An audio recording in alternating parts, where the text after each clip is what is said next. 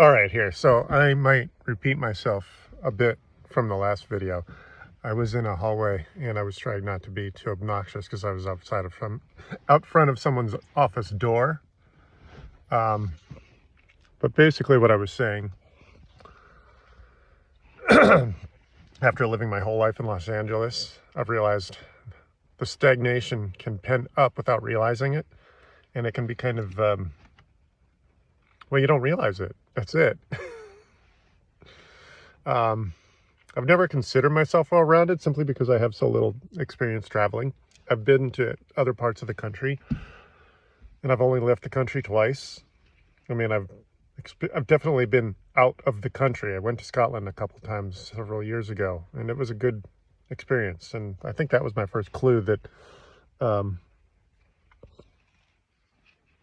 staying in one location geographically can stagnate you. What's the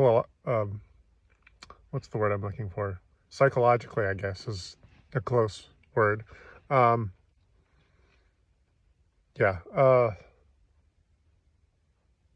Work, it's interesting. The last two jobs were kind of easy to get if we think about it. Neither job pushed me technically. At the engineering firm. Yep. Stupid light. If I don't move, the light goes out. Let me see if I can fix this. Oh, there we go. Now, if I don't move, it doesn't turn out. Okay. So, yeah, the last two jobs, I realize you need to have a fairly sophisticated technical skill set to take on the two jobs that I've had. This one I just started 2 days ago, and the one I took 3 months ago. The last one, they were so excited that I could carry a conversation that they didn't grill me technically, because the prior technician wasn't a real technician. This time, what I've realized, well, I guess my interview reads really well. I actually turned down an interview knowing I was taking this job just across the border in Vancouver. Frankly, I don't think I was qualified because they needed a Linux administrator, but they also needed a Windows. The skills they needed were also Windows. So I understand it's appropriate to apply for jobs that aren't necessarily totally within my skill set. So the fact is, I applied for a job that I was probably not totally qualified for simply because I didn't know Linux. And I applied anyway. And of course, when you apply and you don't really want the job because you've already accepted one, what happens? They call you. Yeah, I'm sorry, I just accepted another job. So when that philosophy is put forth in more than one way, like in my case, it's looking for a job. Looking for a job doesn't seem to be a problem for me now. It's just a way of looking at it. And it's funny because, yeah,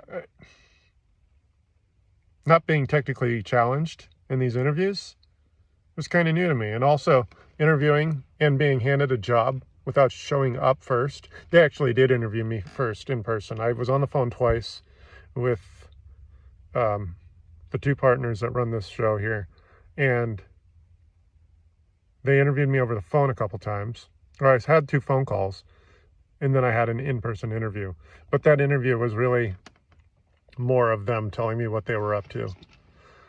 I speak a good conversation, so maybe because I present myself well, and I write well.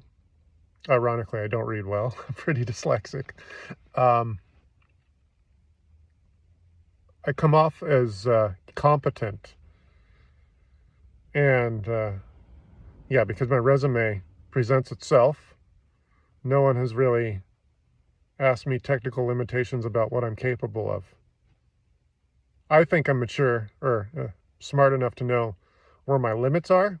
And I also know it's appropriate to apply for jobs that aren't quite within my realm, because employers, when they're looking for someone, they know they're looking for the best they can get. And it's not necessarily going to be a perfect fit. Now, for this job, it's a pretty darn good fit. This is a tech shop, and that's pretty much what I did on my own, pretty much without help. I hired occasional contractors for 12 years. So I'm going to take what I can get out of this job, and I'm going to use it as much as possible. We're all going to learn from each other. The technician I work with is easy to work with, and I don't mean to throw him under the bus or put me on a pedestal, but I'm probably the senior technician. He's very smart. He's just less experienced. Kind of looks like me. It's kind of weird. Long hair, fuzzy face. Interesting. But anyway, here we are. So day 2 is now done. Both of my bosses are easy to work with. Oh, I did a house call. Yes, that was easy to deal with. So it was setting up a printer. An older gentleman. Some of these printers are a pain in the butt. These Canons, the interface, trying to come up with typing the Wi-Fi password. It's one of those keypads where you get the 9 digits or 10 digits, and for each key you get 4, or well, if you hit the symbols button, you get like 12 characters out of one button. It's annoying. You spend 2 minutes looking for what key you need. If you make a mistake, you gotta hit the back button and hope you don't back twice. It's frustrating, but anyway, the job is relatively easy. Their payment system's a little convoluted because in my business I use Square. So taking payment was straightforward. It creates an invoice and it processes the credit card in the same transaction. So yeah, there's that. But I think after a week or two, I'll have the paperwork taken care of. I did have a customer I had to answer the phone for that is probably going to show up slightly perturbed because there's this instance where HP, the crappiest hardware out there, at least on the civilian market or residential market, the hardware is just not good. So the power button physically breaks. It's just a fixed piece of plastic with clips on the back side, and the clips break. The machine is fine, but if the button breaks, unless you're using a safety pin, you have no way of turning on the machine. So the only way to practically speak fix this is to replace the palm rest, which is like $100 part, not including labor. So I rattled off how it is with the customer, and he sounded slightly annoyed because he tried to say that this was fixed before. Well, if it was fixed before, it was not this fix. So anyway, I'm definitely technically capable of the job. It's just learning how this company runs. And it'll be fun to operate as an employee since I've been on my own for 12 years, or technically 15. Well, the prior 3 or 4 years I was working on my own, unsupervised, doing warranty repair for Dell, and I only interacted with my bosses through the phone or other technicians through the phone. I would basically show up and do the work after showing up to FedEx, getting the part, calling the customer, setting up a schedule, and doing the work in their homes or business. So while I technically was an employee paid 100% commission, it was like being self-employed, which is technically how I got into my own thing. People would keep my number. Years later, hell, I've had people that I met doing that Dell work 15 years ago still call me in recent years. So, anyway, that was my day. And yeah, 15 years ago, I started working doing warranty repair Dell, worked for 3 or 4 years. Don't know exactly how long. I forgot what month after it was at least 3 years and then some odd months. And that allowed me to wean into my own thing. And the other thing that helped is that I didn't have much of a rent bill getting that shop. That was a big help. I don't know if I mentioned that, but I made friends with someone, and she was looking for a way out. She was really using the office as expensive storage. What she should have spent is like $100 a month on a storage facility, but she was spending $600 on a 200 square foot office. So after about a year, I got the lease. So that's a little more detail about how I got into what I'm doing now.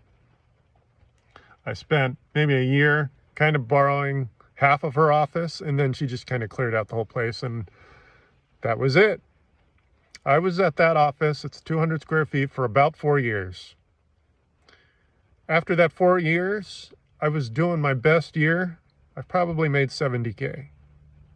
I'm doing nothing but labor on house calls and repairs for laptops and desktops. Now, the pricing philosophy for this place is a little different. They charge more, and they upcharge the hardware. I generally didn't charge for the hardware. I mean, I would pass on the cost, and in fact, I would just send links to customers and let them buy themselves their own parts and just bring them to me, because that saves me retail overhead and having to collect tax. So it saved me on my bookwork. But in thinking back, and if this is how all shops do it, and in the way to make things happen is to make a significant income on the hardware, I thought I was being competitive by charging less in overhead, by not making so much in retail, upcharging or making a profit on the hardware. I was charging $160 on the labor. And then the hardware, I generally wouldn't charge much more than what the cost was. I just charge labor for the time it takes to set up a computer. If someone wanted me to build them a computer, I'd charge them their hourly rate at the shop. Sometimes I'd do that work in the house. Sometimes I'd do it in the shop. And my hourly rate was more expensive at the house than the shop. Obviously, the shop allows me to do multiple jobs at the one time. And otherwise, you pay the premium to have me show up at your house and do the work there, because you're taking my time away from anyone else. So I guess that's all I have for the night. It's not a terribly chilly night. It's about 50, I'm sorry, 50. And it's pouring rain, as normal.